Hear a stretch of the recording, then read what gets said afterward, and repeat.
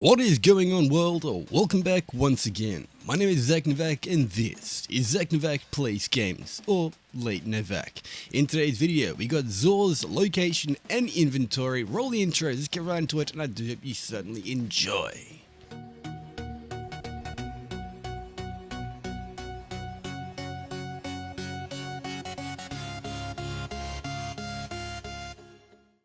Alrighty, getting straight into the video. Zura is chilling on Nessus up at the good old Watcher's grave. Once you've spawned in, simply jump on your sparrow, head up in this direction and jump on top of the barge where good old Werner bot that's broken, that's callous bot. Why can't I get over this tree branch? Jeez. Anyway, up into this place. Zura is chilling on the barge this week. Fingers crossed the tentacle bastard actually has something good. Let us have a look.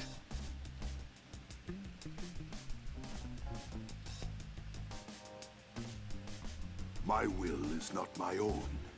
Well, hopefully your will is some good loot. Let us have a look. Is it? Well, actually, this week isn't too bad. Let's start things off with something that I've actually got on at the moment. We've got the Khepri's Horn. 23 legendary shards for this Titan exotic that actually looks pretty decent and reminds me a lot of a Digimon. Now its main perk is actually called Solar Rampant. Solar damage kills recharge your barricade, which unleashes a blast of solar energy when summoned.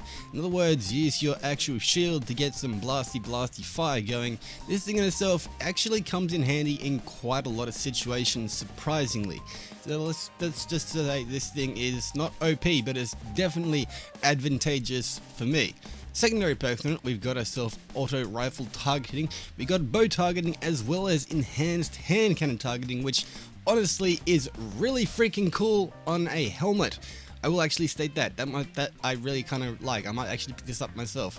And finally, we've also, we've also got shotgun reserves and heavy ammo finder, which, yeah, this thing in itself, just quickly stating, is a little bit better than mine because mine does not have really any of the good loots like that. It does actually on it because, yeah, so I'm probably going to pick this thing up. 23 legendary shards for this very nice looking helmet.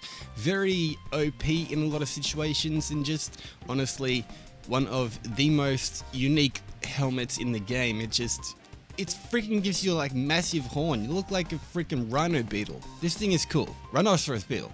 Anyway, moving on, next up, we've got ourselves the Graviton forfeit for the Hunter or Huntress. 23 legendary shards for this D1 exotic border D2 that is just amazingly amazing. Main perk on it is actually called Vanishing Shadow. Increase the duration of any invisibility effect and your melee recharges faster while you are invisible. This thing in itself, it's a lot of fun in Crucible. Seriously, it is honestly very fun. Secondary perks on it, we've got ourselves a submachine gun targeting, energy weapon targeting, as well as machine gun targeting, as well as, but not limited to, we've also got ourselves good old shotgun reserves and special ammo finder. This thing in itself is decent, it is beastly, and it also is pretty cool looking. It honestly works on a lot of all situations, Crucible, PvE, whatever situation we need to go invisible.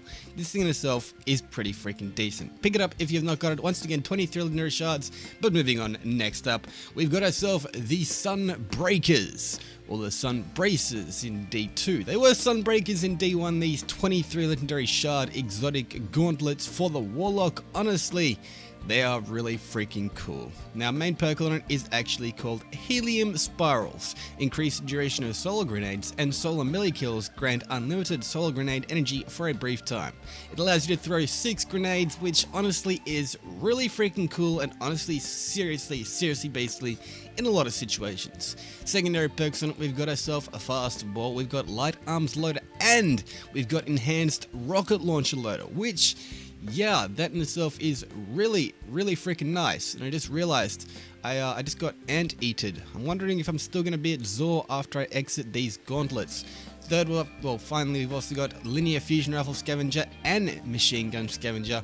These things in themselves just look pretty freaking decent, and with the Eye of Mercury, and it just really is like the Osiris style of gauntlets, which is really cool. I was hoping that these gauntlets, being the Osiris ones being blue, were going to be arc, but still being void is not void, it's solar. What am I talking about? Solar. It's cool. Anyway, moving on. Next up, Okay. Yeah, I'm no longer at Zor. He's up here, and I'm now back here. So, let's continue with what we've got.